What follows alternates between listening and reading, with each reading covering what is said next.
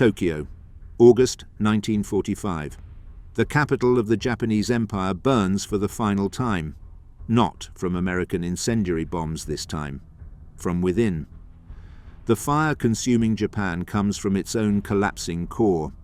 Emperor Hirohito's voice crackles across radio sets throughout the city. Millions listen to words they have never heard before. Their god speaks for the first time. He tells them the war is lost. The unthinkable has become reality. In basement shelters across Tokyo, families gather around radios in stunned silence. Outside, the city they knew no longer exists. 70% of the capital lies in ruins. 3 years of strategic bombing have reduced neighborhoods to ash fields. Over 100,000 dead in a single night the previous March. Hundreds of thousands, more homeless, displaced, starving. But the physical destruction pales against what comes next. The psychological collapse of an entire nation. The soldiers who swore to die before surrendering now face something worse than death. Survival, defeat, occupation by the enemy they were taught to hate and fear above all else. Young men who trained to fight to the last bullet must now lay down weapons that have never tasted surrender. In government offices, officials burn documents. Evidence of war crimes disappears into flames. Plans for the final defense of the homeland, Operation Ketsugo, become meaningless paper.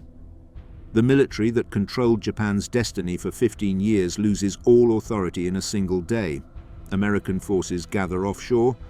General Douglas MacArthur prepares to land on Japanese soil not as conqueror through battle, but as victor through atomic fire.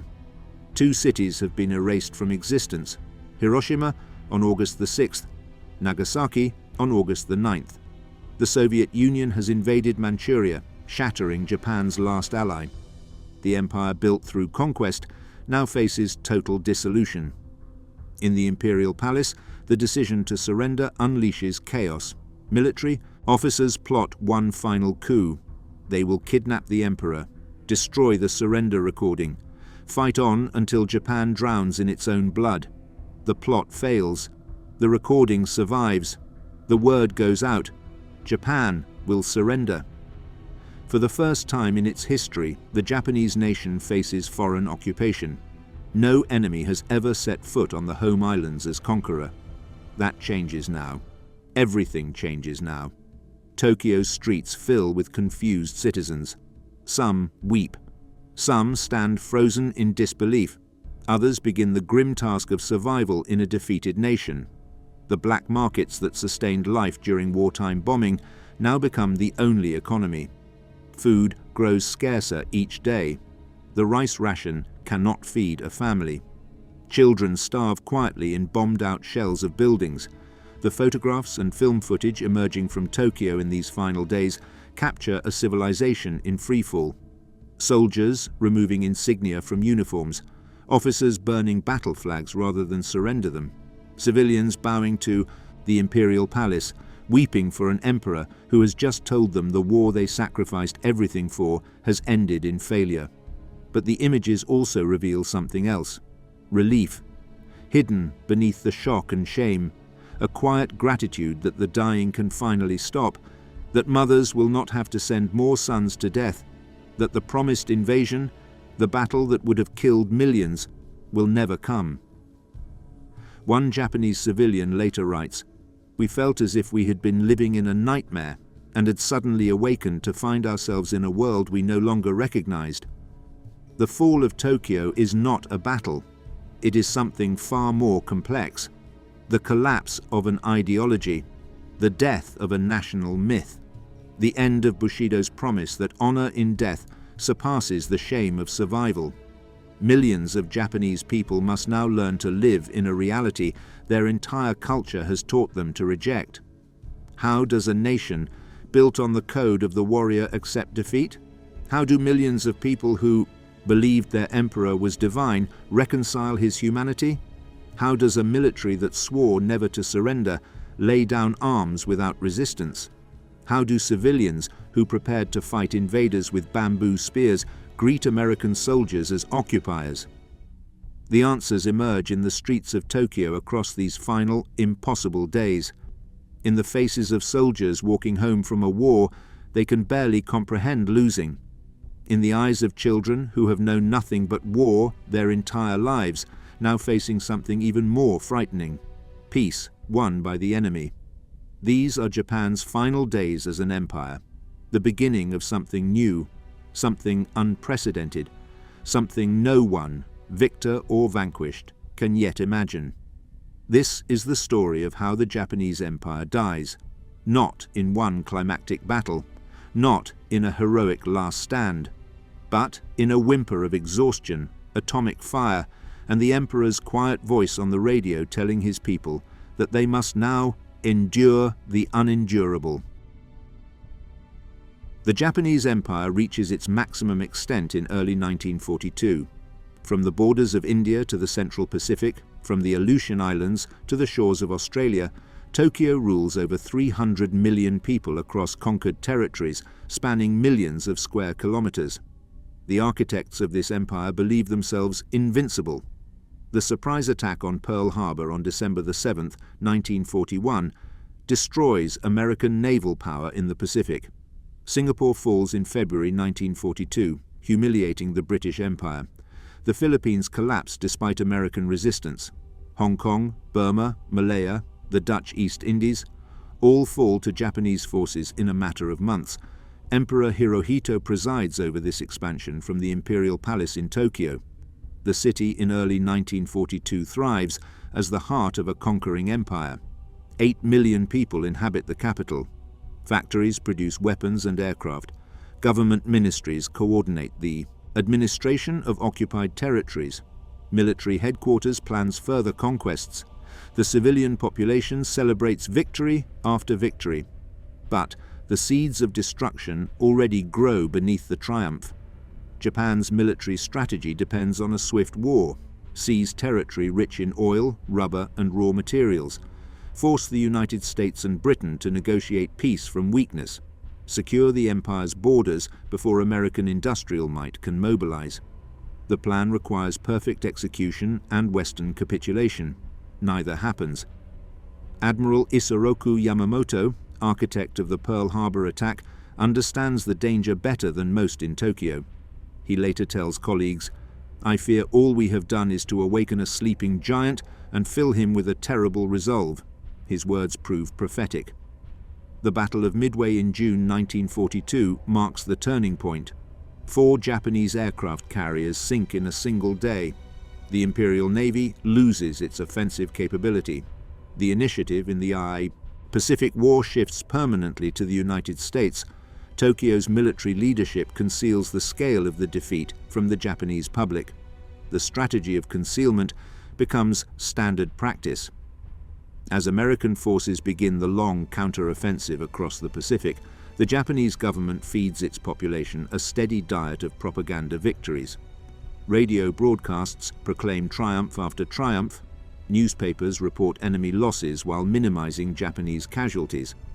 The civilians of Tokyo believe their military remains undefeated. Reality tells a different story. Guadalcanal bleeds the Japanese military from August 1942 through February 1943. Over 30,000 Japanese soldiers die in the jungles of that single island. The survivors withdraw, defeated. American forces learn they can beat Japanese troops in sustained ground combat. The defeats compound. The Aleutians, New Guinea, the Gilbert Islands, the Marshall Islands, the Marianas, Saipan. Each battle brings American forces closer to Japan itself. Each loss costs thousands of Japanese lives. Each retreat shortens the defensive perimeter. By mid-1944, American B-29 Superfortress bombers operate from bases in the Marianas. For the first time since the war began, Tokyo enters the range of sustained American strategic bombing. The safety the capital enjoyed for 3 years ends. The first B-29 raid on Tokyo occurs on November 24, 1944. 111 bombers attack the Nakajima aircraft factory. The raid causes limited damage, but sends a clear message. American bombers can now reach the heart of the empire. The raids intensify through the winter. The strategy shifts from precision bombing of military targets to area bombing of civilian neighborhoods. American commanders decide that destroying Japan's industrial capacity requires destroying the cities where workers live. The wooden construction of Tokyo's residential areas makes them particularly vulnerable to incendiary weapons. General Curtis LeMay takes command of the bombing campaign. He orders a radical change in tactics. The B-29s will attack at night, flying low to increase accuracy and bomb load. They will drop incendiary clusters designed to create firestorms in densely populated areas. Tokyo's civilian population receives warnings but has nowhere to go. The government establishes firebreak zones by demolishing thousands of buildings. Families evacuate children to rural areas when possible. Air raid shelters offer minimal protection against the coming firestorm weapons. Most residents simply accept their fate, continuing to work in factories and offices as American bombers approach. One Tokyo resident later recalls, "We knew the bombers would come. We heard the air raid sirens almost every night. But what could we do? We had no choice but to continue living, continue working, and hope we would survive." The night of March, the 9th through 10th, 1945, becomes Tokyo's darkest hour before the final collapse. Over 300 B-29s attack the city with nearly 2,000 tons of incendiary bombs. The weapons ignite firestorms that consume 16 square miles of Tokyo. Temperatures in the inferno reach 1,000 degrees. Over 100,000 civilians die in a single night. The exact number remains unknown. Bodies burn beyond recognition. Families disappear entirely. Whole neighborhoods cease to exist. The Sumida River fills with corpses of those who sought refuge in the water and boiled alive. Survivors emerge to find their city transformed into a lunar landscape of ash and rubble. The smell of burned flesh hangs over Tokyo for weeks. Mass cremations cannot keep pace with the dead. The living dig through ruins, searching for family members they will never find. Yet, the bombing continues. American B-29s return again and again through the spring and summer of 1945. The firebombing strategy expands to other Japanese cities. Osaka, Nagoya, Kobe, Yokohama all suffer the same fate. By August 1945, over 60 Japanese cities have been partially or completely destroyed by strategic bombing. Tokyo sustains dozens of additional raids after the March firestorm. Each attack kills hundreds or thousands more. Each raid reduces more neighborhoods to ash. By summer 1945, over half the capital lies in ruins. 3 million residents have fled to the countryside. Those who remain live amid the rubble, scavenging for food, burning furniture for heat, existing day to day in a dying city. The Japanese military response proves futile. Fighter aircraft lack fuel to intercept the high-flying B-29s effectively. Anti-aircraft guns shoot down a few bombers, but cannot stop the raids. The empire's industrial capacity to produce new aircraft and weapons collapses as the very factories making them burn. Meanwhile, American submarines strangle Japan's maritime lifelines. Merchant ships carrying oil from the Dutch East Indies, rice from Southeast Asia, raw materials from conquered territories, all fall victim to American torpedoes. By mid-1945, Japan's merchant fleet lies at the bottom of the Pacific. The home islands face starvation even without invasion. The military situation grows hopeless. The Battle of Okinawa from April through June 1945 demonstrates the cost of defending Japanese territory. Over 100,000 Japanese soldiers die. Thousands of civilians commit suicide rather than face American occupation. Kamikaze attacks sink dozens of American ships but cannot stop the invasion. Okinawa falls. The American military now possesses a base just 400 kilometers from the Japanese mainland. Invasion plans take shape. Operation Downfall will land millions of American troops on Kyushu in November 1945, then on Honshu near Tokyo in March 1946. American planners estimate casualties in the millions for both sides. The Japanese government knows these facts. Imperial General Headquarters understands the military situation. Yet, the leadership cannot agree on surrender. The military faction demands one final battle. They propose Operation Ketsugo, the decisive battle for the homeland. Every civilian will fight. Every soldier will die before surrendering. Japan will inflict such casualties on the invaders that America will negotiate a conditional peace. The plan exists only in the minds of desperate officers unwilling to face reality. Japan has no fuel for aircraft, no ammunition for sustained combat, no food for its population, no navy, no merchant fleet, no industrial capacity. The empire survives on will alone, and that will begin to crack. Emperor Hirohito, traditionally a ceremonial figure, begins to question the military's strategy.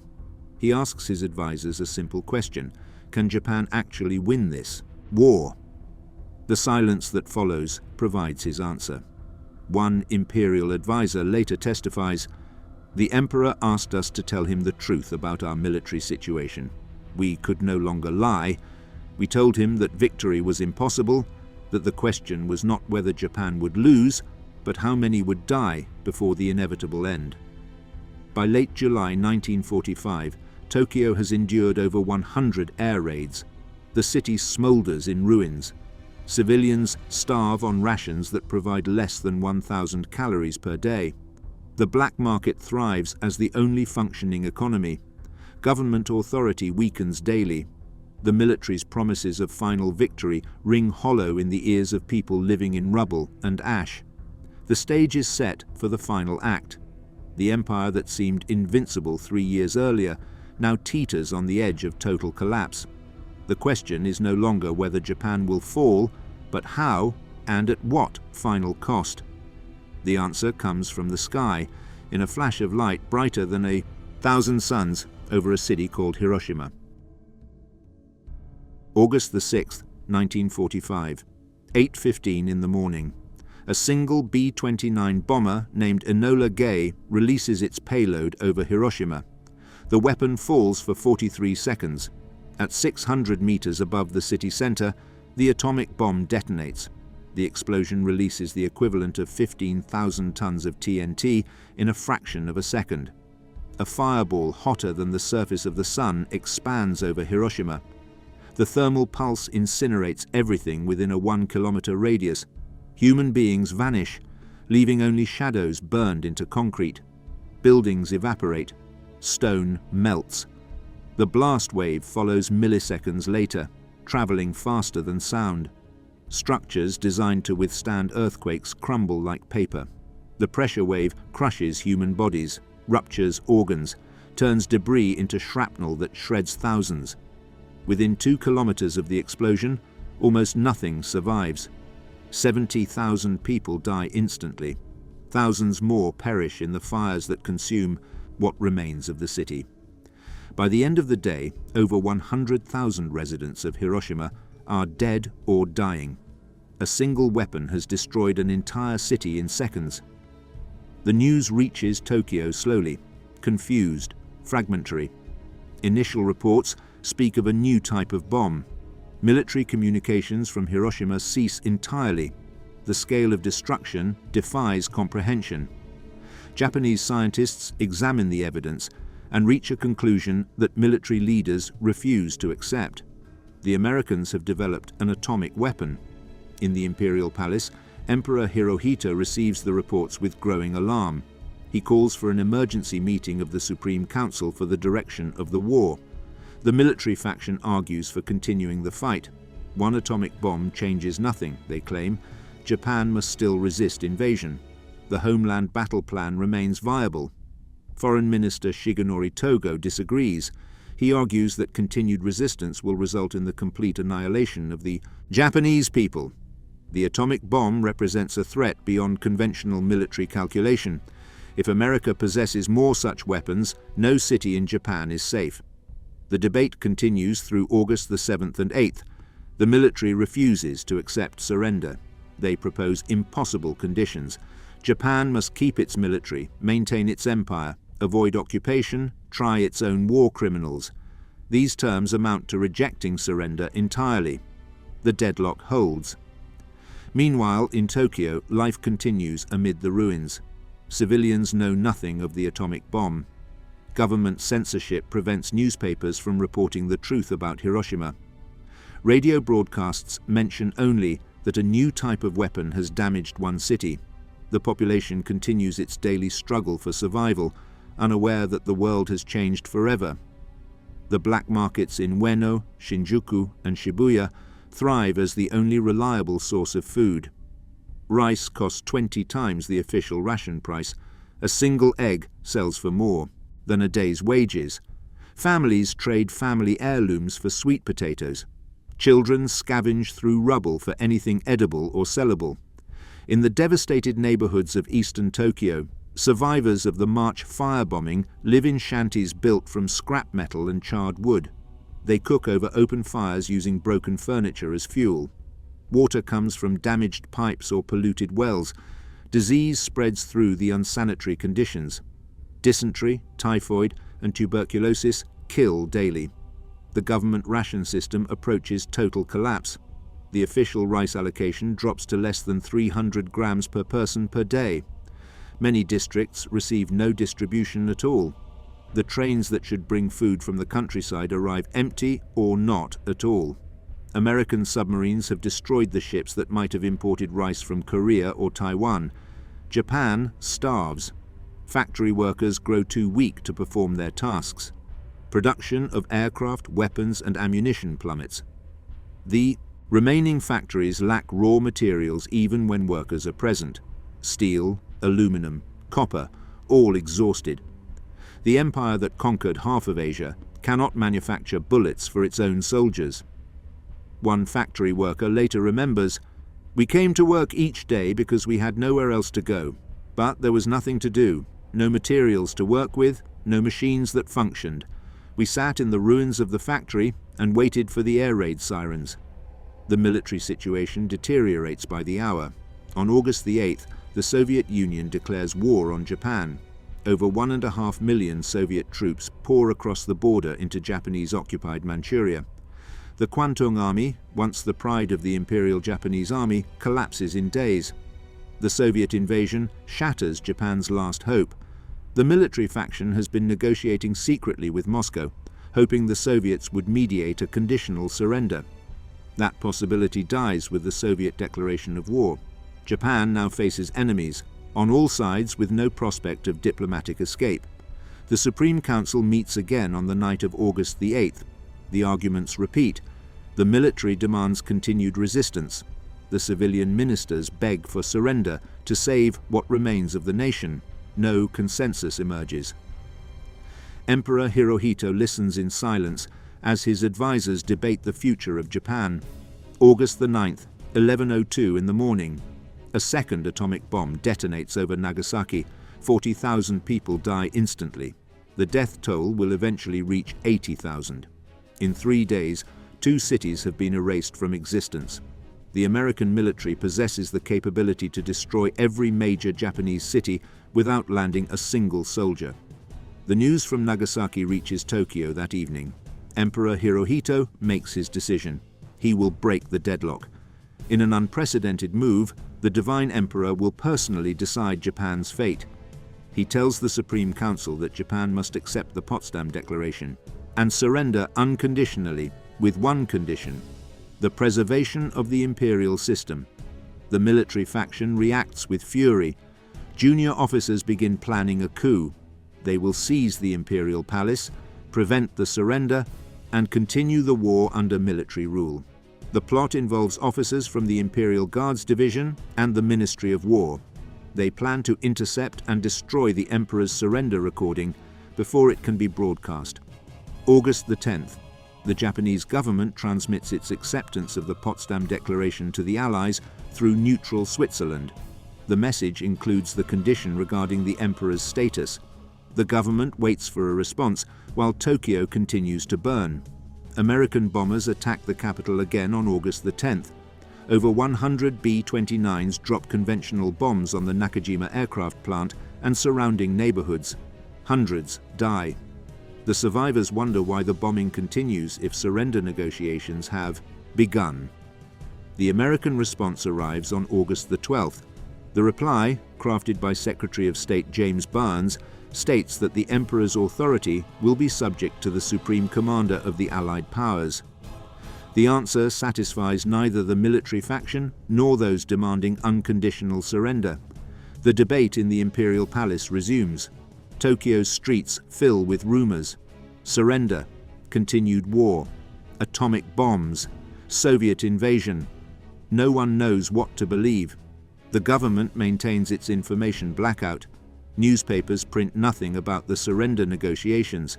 Radio broadcasts play martial music and repeat calls for national unity and continued resistance. The military distributes weapons to civilians for the final defense of the homeland.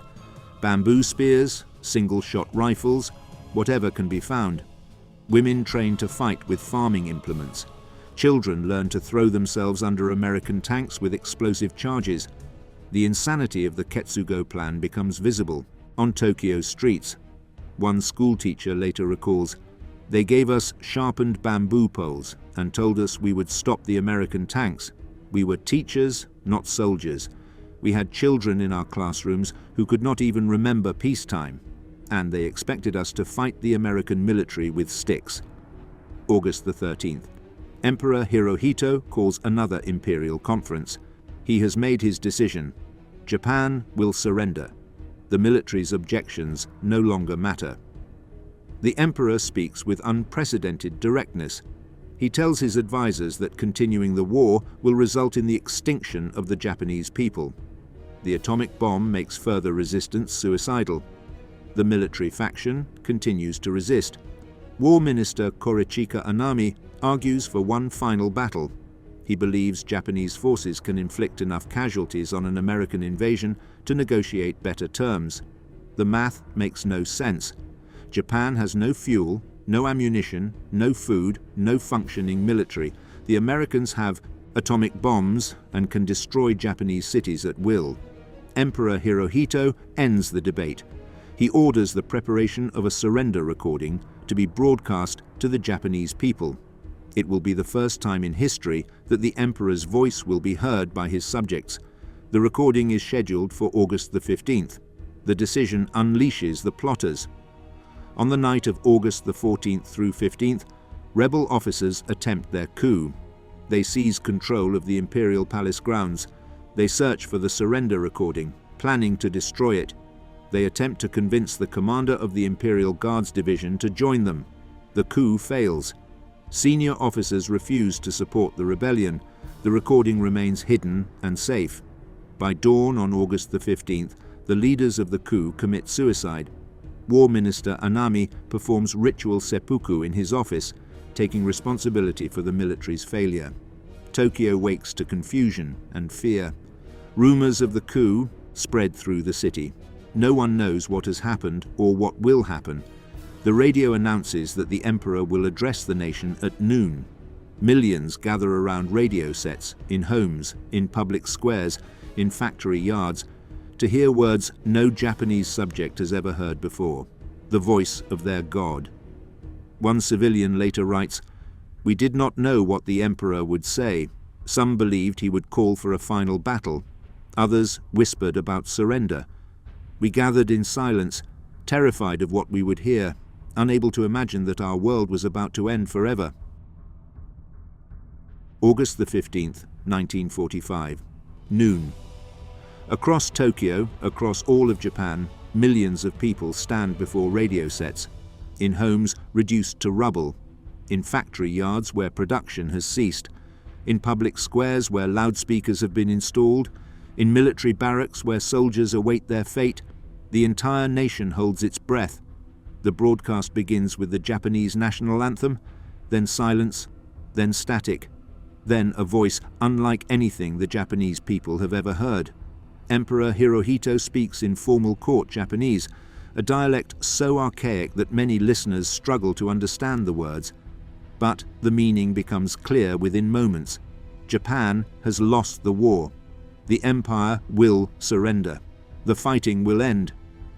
The war situation has developed not necessarily to Japan's advantage, the emperor says with devastating understatement.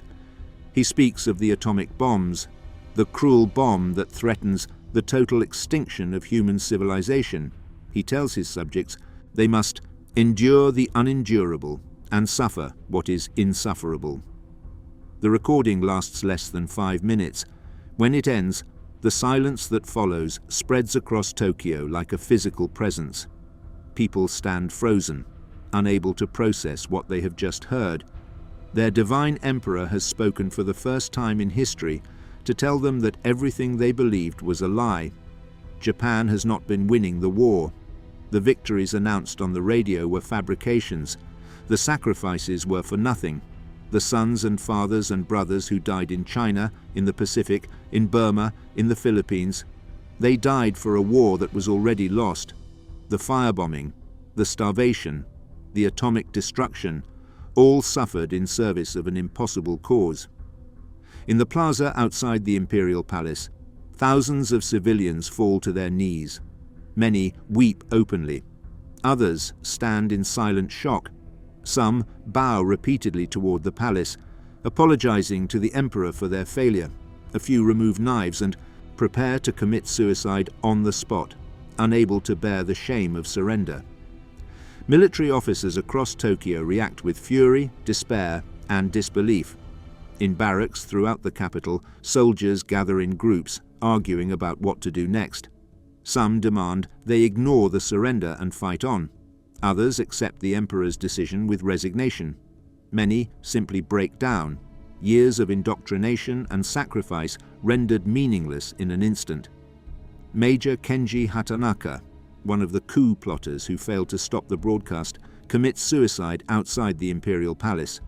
He shoots himself in the head after distributing leaflets calling for continued resistance. His body lies in the street for hours, a symbol of the military's complete collapse. In the War Ministry, staff officers burn documents throughout the day and night.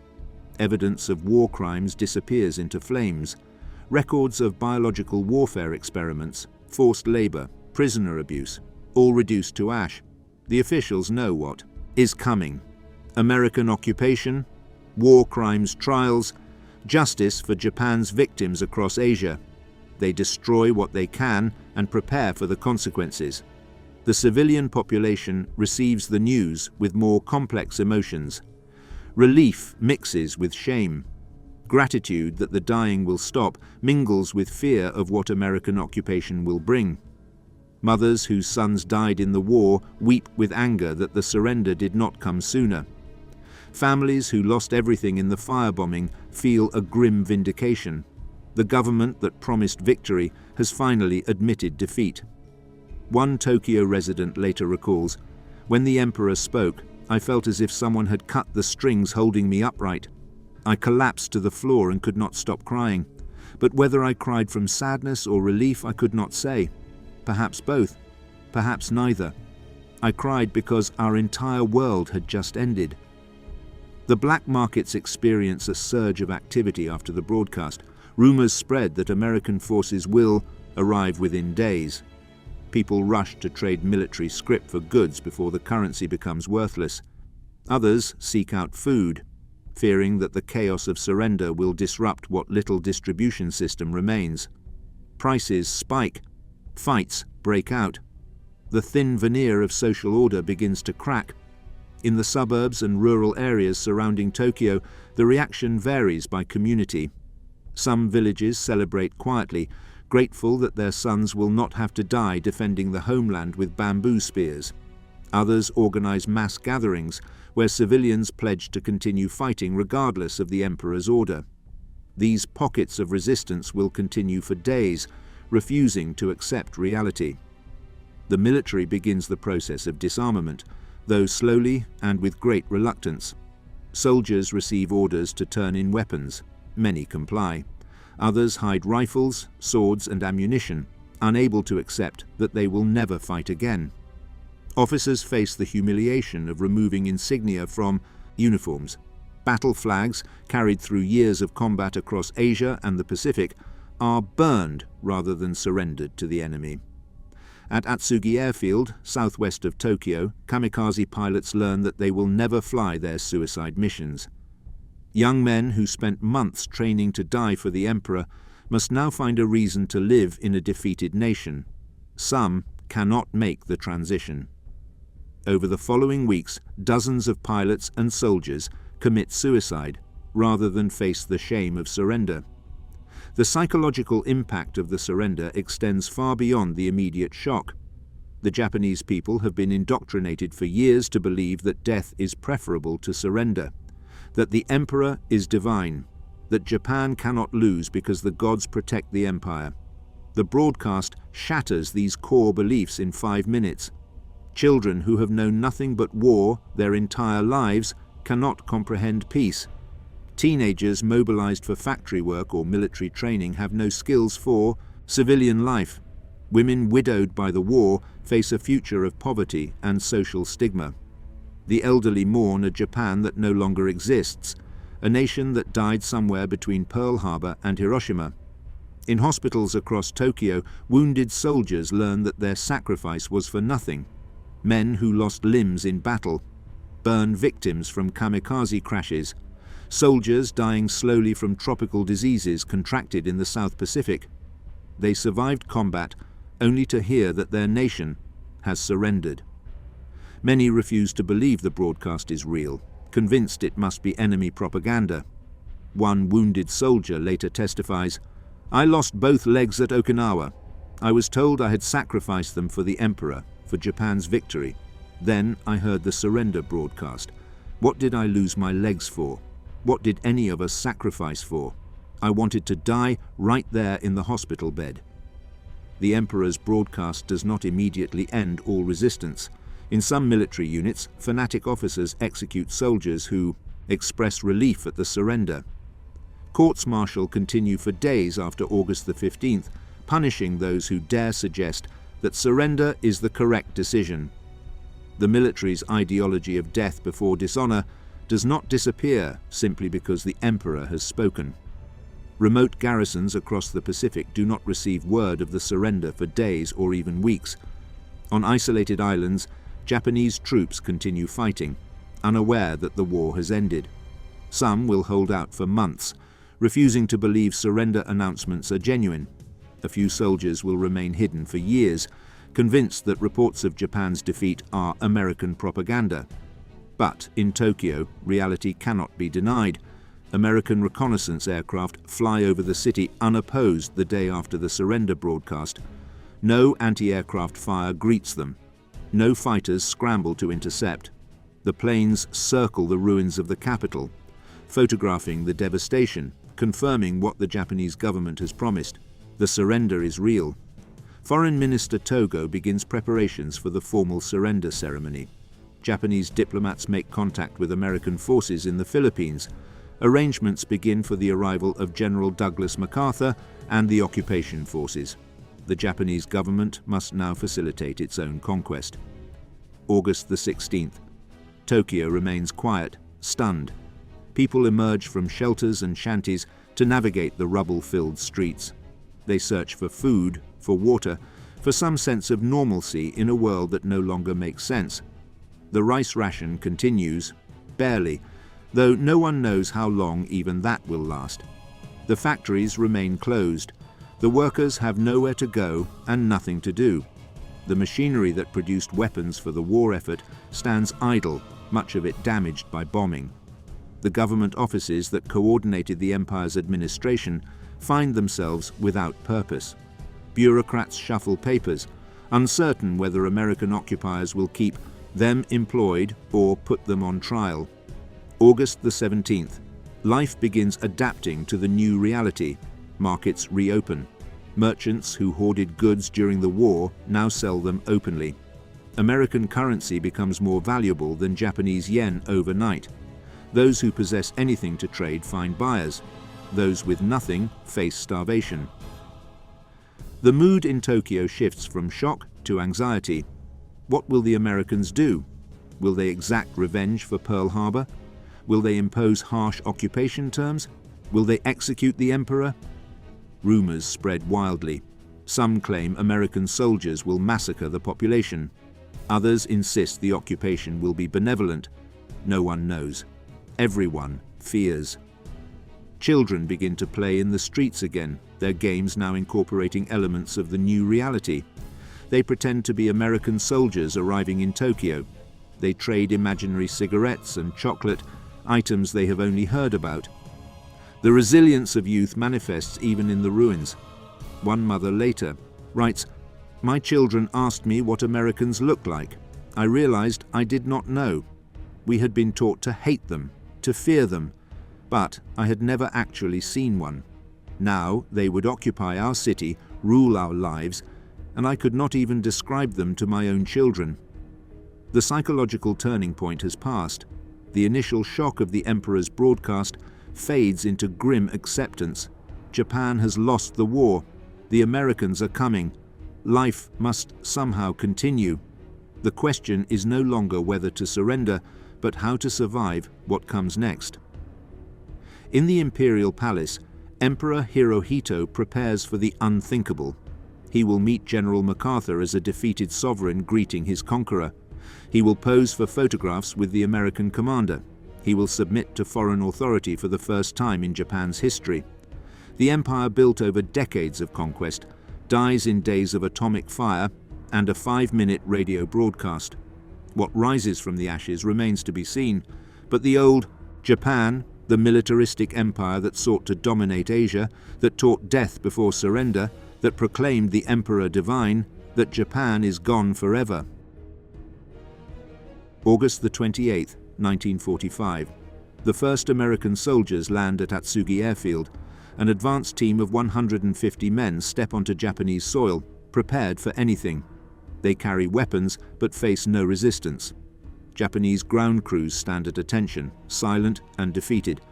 The occupation of Japan begins without a shot fired. Over the following days, thousands more American troops arrive. They come by air and sea, flooding into the Tokyo area with overwhelming force. The Japanese military watches in humiliation as enemy soldiers occupy the capital without opposition. Officers who swore to die defending the homeland now bow to American commanders and follow orders. August the 30th. General Douglas MacArthur arrives at Atsugi Airfield aboard his personal C-54 transport aircraft, the Bataan. He descends the aircraft stairs, smoking his signature corncob pipe, every inch the conquering general. Japanese officials wait nervously to greet him. He ignores them initially, surveying the airfield and the defeated nation that now answers to him. MacArthur establishes his headquarters in the Daiichi Insurance Building in central Tokyo, directly across from the Imperial Palace. The symbolism is deliberate. The American Supreme Commander will oversee the Emperor from a position of physical and political dominance. The geography of power in Tokyo shifts overnight. The occupation forces move through the city with caution and curiosity. American soldiers encounter a population that has been taught to fear and hate them, now subdued and cooperative. The expected guerrilla resistance never materializes. The suicide attacks predicted by intelligence officers do not occur. Tokyo's civilians bow to American troops and return to the daily struggle for survival. The contrast between conqueror and conquered shocks the American servicemen. They arrive expecting a formidable enemy population, hardened by years of war. Instead, they find malnourished civilians living in rubble, desperate for food, traumatized by bombing and defeat.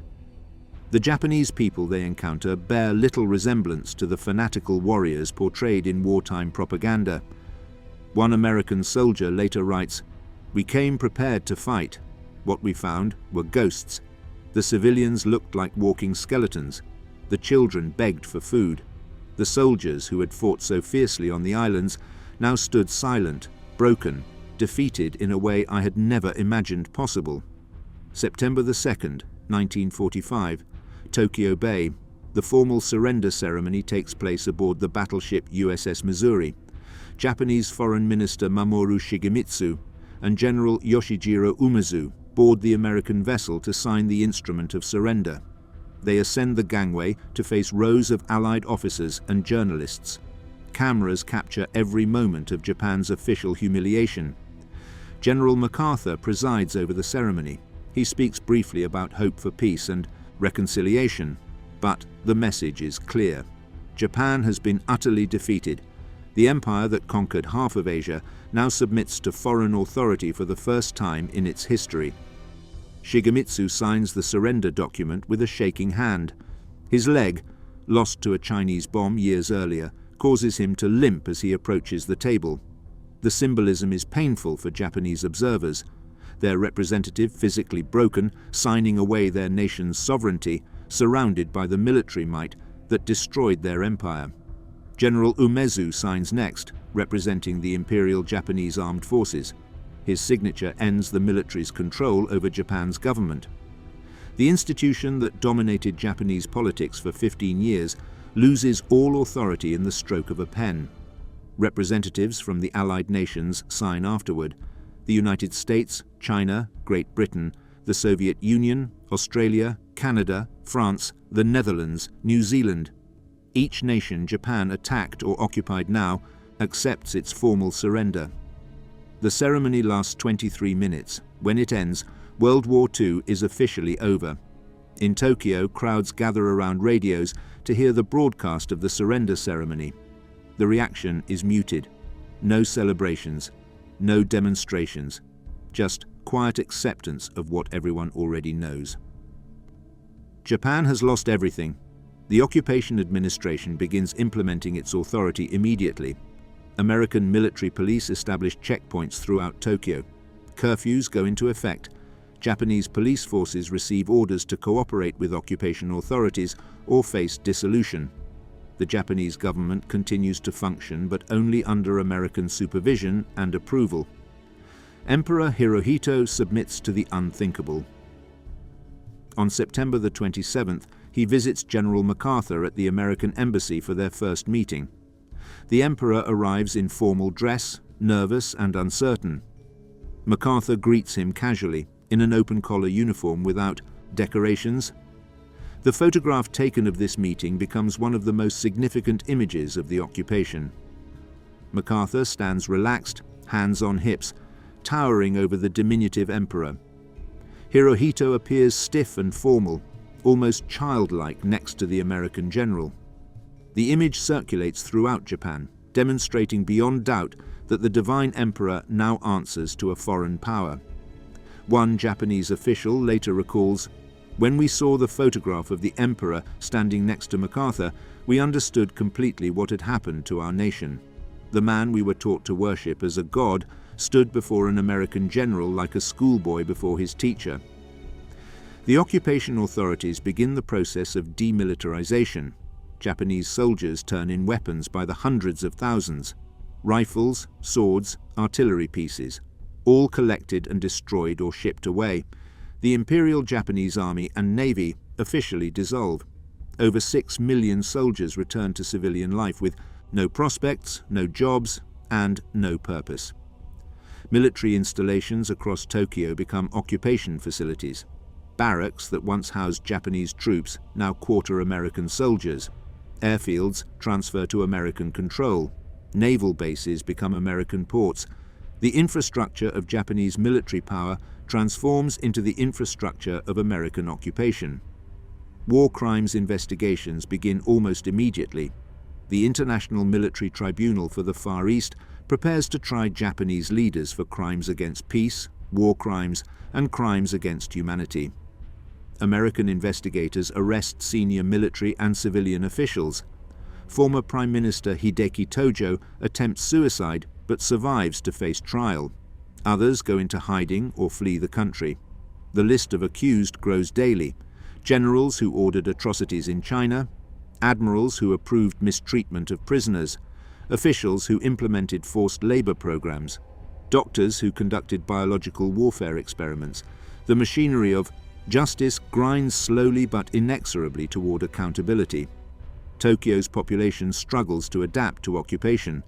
American soldiers distribute food to hungry civilians, a mercy that complicates Japanese feelings about their conquerors. The same forces that firebombed the city now provide rice and canned goods to starving children. The contradiction proves difficult to process. Black markets continue to thrive, now incorporating American goods. Cigarettes become the most valuable currency. A single pack of American cigarettes can buy a week's worth of rice. Chocolate, coffee, soap. All American products command premium prices. An entire underground economy develops around items stolen or traded from occupation forces. Japanese women face a particularly difficult reality. Poverty drives thousands into prostitution serving American soldiers. The occupation authorities establish regulated brothel districts, attempting to control what they cannot prevent. Japanese society condemns these. Women, even as economic desperation forces more into the trade daily. The government attempts to maintain order and social services despite the chaos. Schools reopen, though curriculum changes dramatically. Textbooks are revised to remove militaristic content. Teachers receive training in democratic principles. Children learn a new version of Japanese history, one that portrays the war as a tragic mistake rather than a holy crusade. Infrastructure restoration begins slowly. Crews clear rubble from major streets. Engineers assess damage to water systems, electrical grids and railways. The task proves overwhelming. Tokyo requires years of reconstruction, perhaps decades. The occupation authorities provide some assistance, but prioritize political and social reform over physical rebuilding. Food remains the most critical issue. The rice harvest of 1945 is poor. Distribution systems remain chaotic. Imports cannot make up the shortfall. Tokyo's population continues to starve slowly through the autumn. Relief shipments from America help but cannot feed millions of hungry civilians. Disease spreads through the unsanitary conditions. Cholera, typhus, and tuberculosis kill thousands in the months after surrender. Hospitals lack medicine and supplies. Doctors treat patients with whatever they can scavenge or beg from occupation forces. The health crisis rivals the immediate effects of the bombing. By October 1945, a new reality settles over Tokyo. The initial shock of defeat and occupation fades into a grinding daily existence. People adapt because they must. They learn to navigate checkpoints, to bow to American soldiers, to trade on the black market, to survive in a city that remains largely in ruins. The occupation will last years. The trials will continue through 1948. The reconstruction will take decades. But the fundamental transformation has already occurred. The militaristic empire is dead. The divine emperor has been humanized. The undefeated military has been dissolved. Japan, as it existed before August 1945, no longer exists. What emerges in its place remains uncertain. Democracy imposed by conquerors, peace enforced by occupation, reconstruction supervised by foreign powers. The Japanese people face a future they never imagined and cannot fully comprehend. One Tokyo resident later reflects, "We thought the surrender would be the worst moment. We were wrong. The surrender was just the beginning. Every day after brought new humiliations, new challenges, new reasons to wonder if we would survive. But we did survive. We had no choice. We endured the unendurable, just as the emperor commanded." The final phase of Japan's war is complete. The empire has fallen. The capital lies in ruins. The population starves and struggles. The occupiers rule unopposed. Tokyo's darkest chapter appears to be over. But the true test lies ahead. Not the test of surviving war, but the test of surviving peace. The test of rebuilding not just cities, but an entire national identity. The test of learning to live in a world where everything they believed was proven false. That test has only just begun. The numbers tell a story of devastation beyond comprehension. Over 2 million Japanese military personnel died during World War II. Army soldiers killed in China, Burma, the Philippines, and across the Pacific Islands. Naval personnel lost at sea when submarines and aircraft sink their ships. Aircrew shot down over enemy territory or lost in kamikaze attacks. The Imperial Japanese Armed Forces suffer casualties on a scale that destroys an entire generation of young men. Another 800,000 to 1 million Japanese civilians perish. The firebombing campaigns alone kill over 400,000. The atomic bombs at Hiroshima and Nagasaki claim over 200,000 lives. Starvation, disease, and suicide account for hundreds of thousands more. The civilian death toll in the final year of the war exceeds all previous years combined.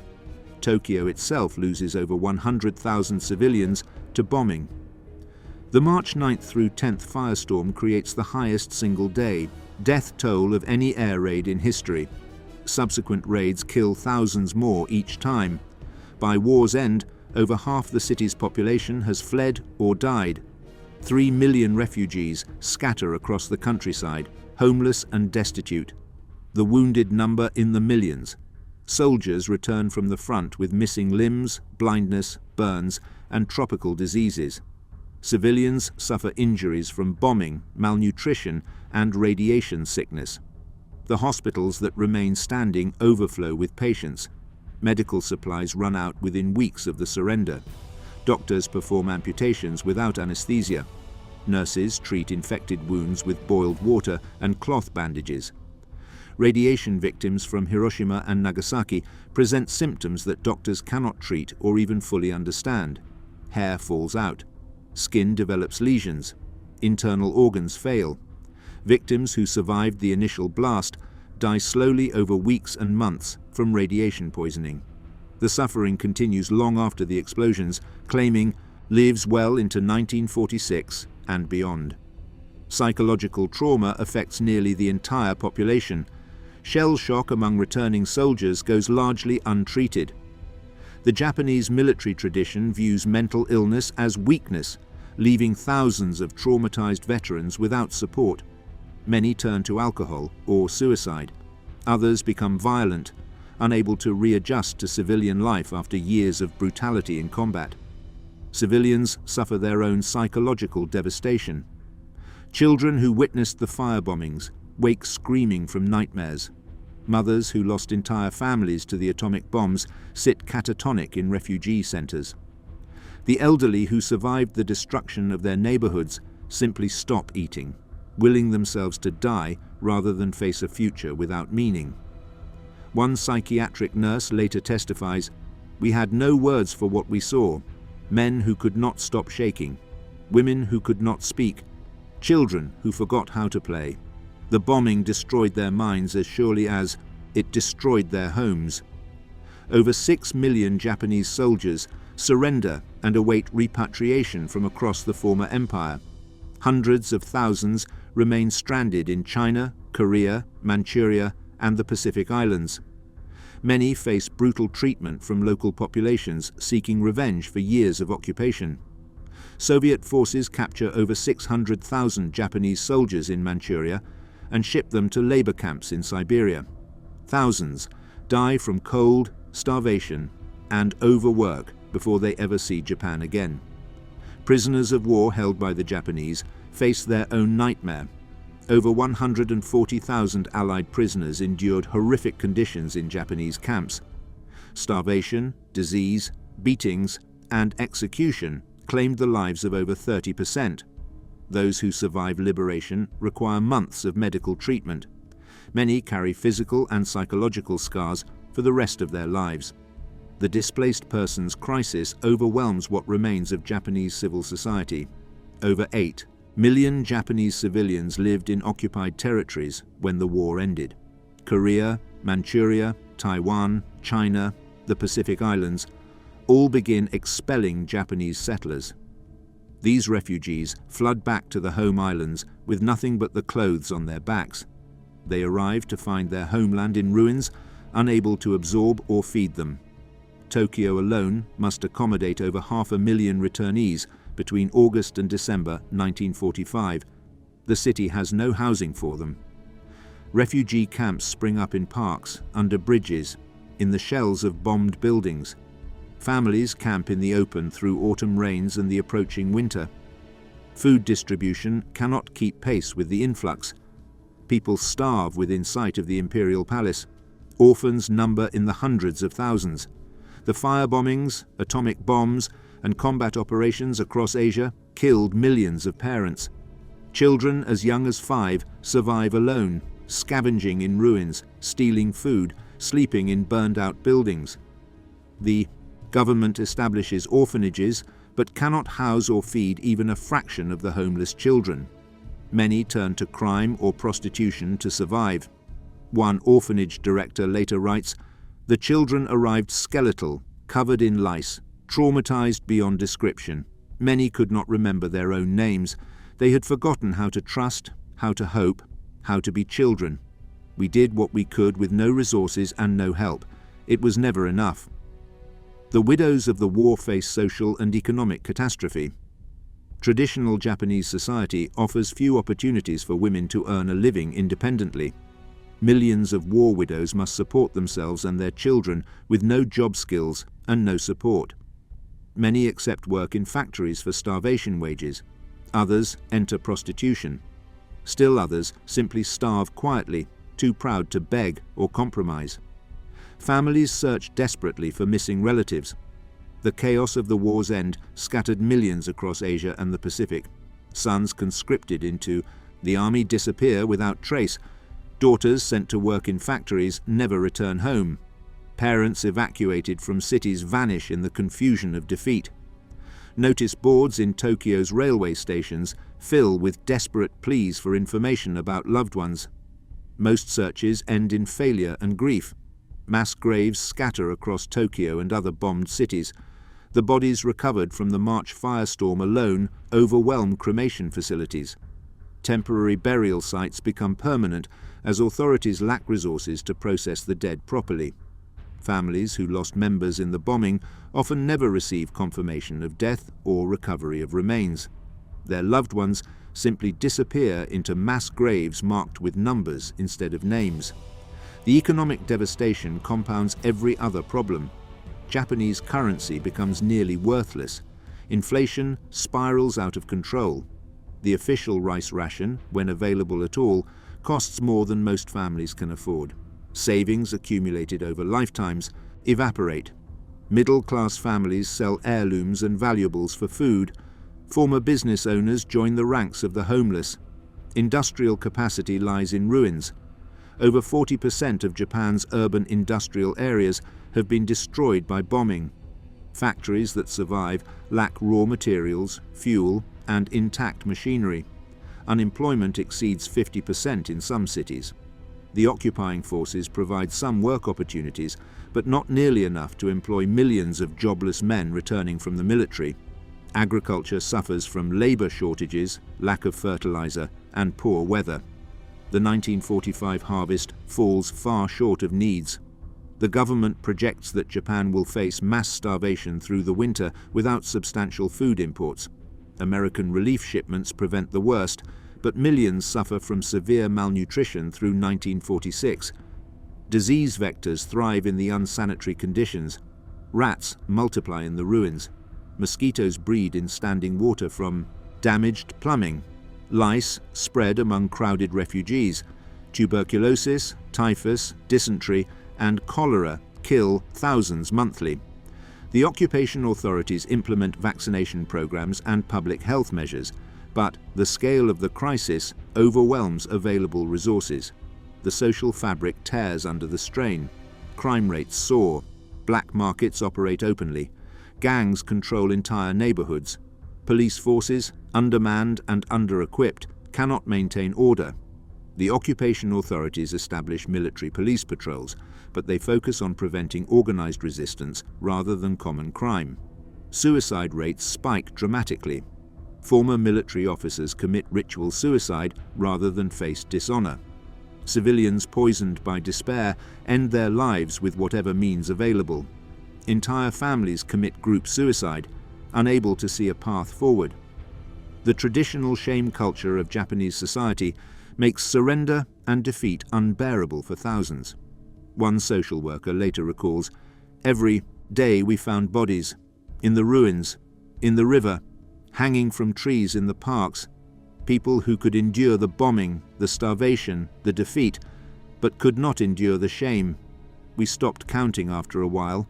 There were simply too many. Yet, amid the devastation, small signs of resilience emerge.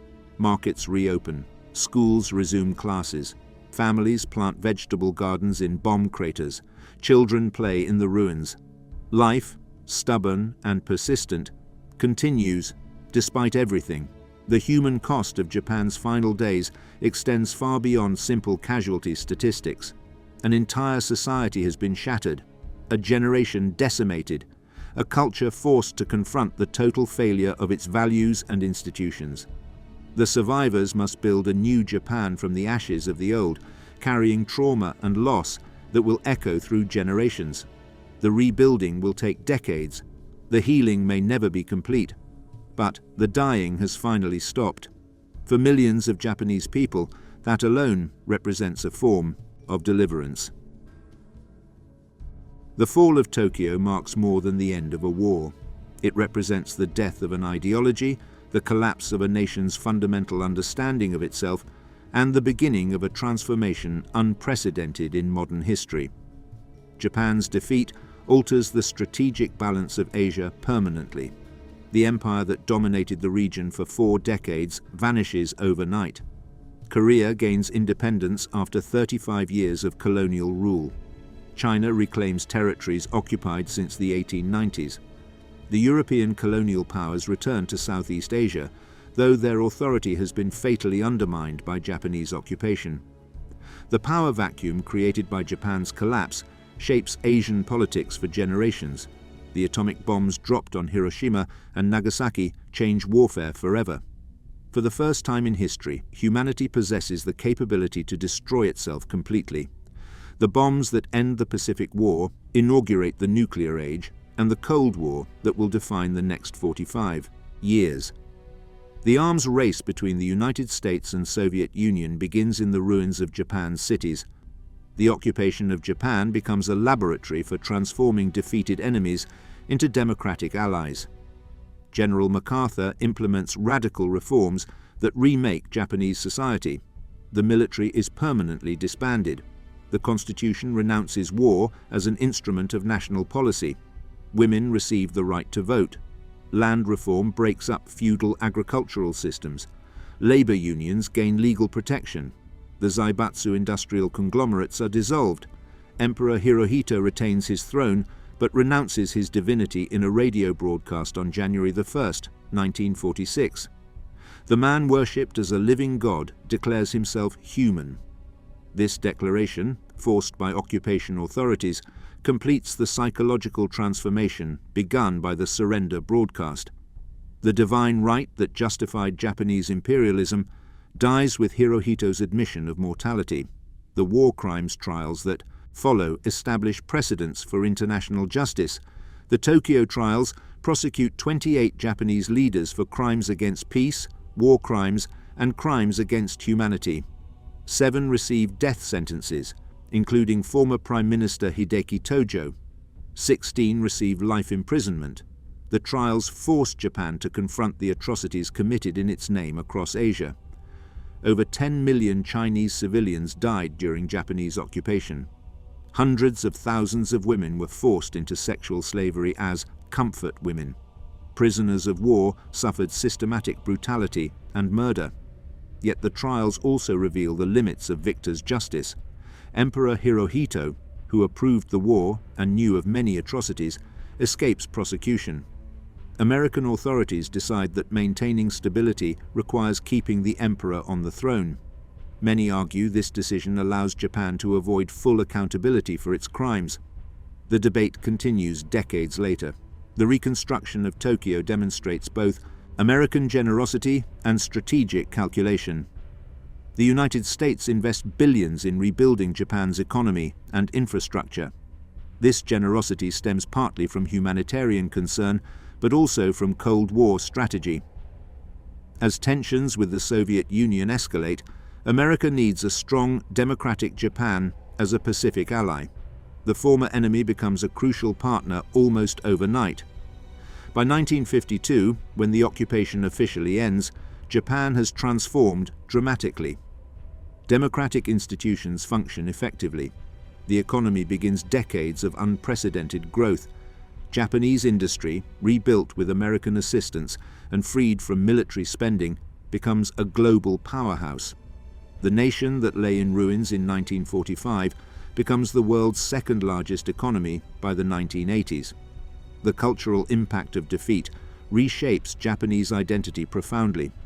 The militaristic nationalism that dominated the 1930s and 40s gives way to pacifism so strong that Japan refuses to maintain offensive military capabilities. The generation that fought the war largely retreats into silence about their experiences. The trauma remains largely unprocessed for decades. The memory of Tokyo's fall divides along national lines. In Japan, August the 15th becomes a day of remembrance for the war dead. But public discussion of Japan's aggression remains muted. Textbook controversies erupt regularly when Japanese conservatives attempt to minimize wartime atrocities.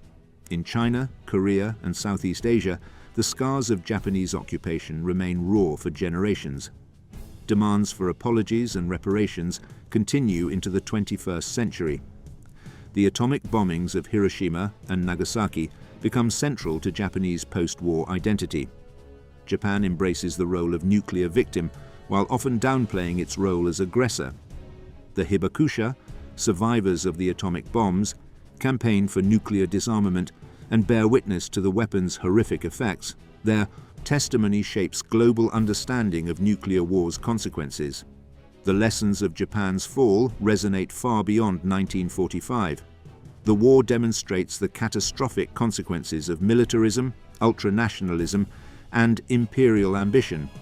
It shows how quickly industrial societies can descend into total war and how thoroughly such wars destroy everything they touch. It proves that even deeply held cultural values, like the samurai code of death before surrender, collapse when confronted with the reality of atomic weapons and strategic bombing. The fall also demonstrates humanity's capacity for both destruction and reconciliation. The same nation that firebombed Tokyo feeds its starving population. The same people who fought each other with savage intensity build a partnership that lasts decades. The transformation suggests that even the deepest hatreds and most bitter conflicts can end in cooperation, given sufficient will and wisdom.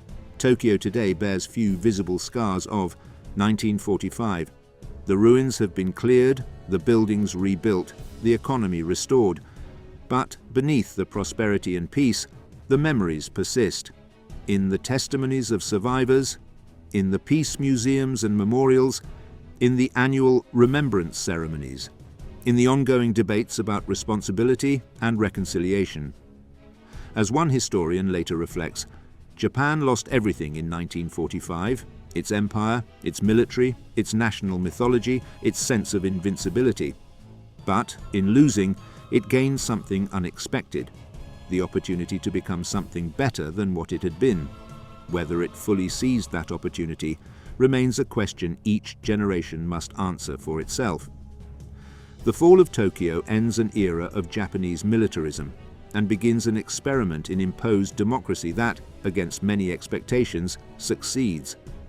The city that burned becomes a symbol not just of war's destructive power, but also of humanity's ability to rebuild, reform, and perhaps to learn from even the most catastrophic mistakes.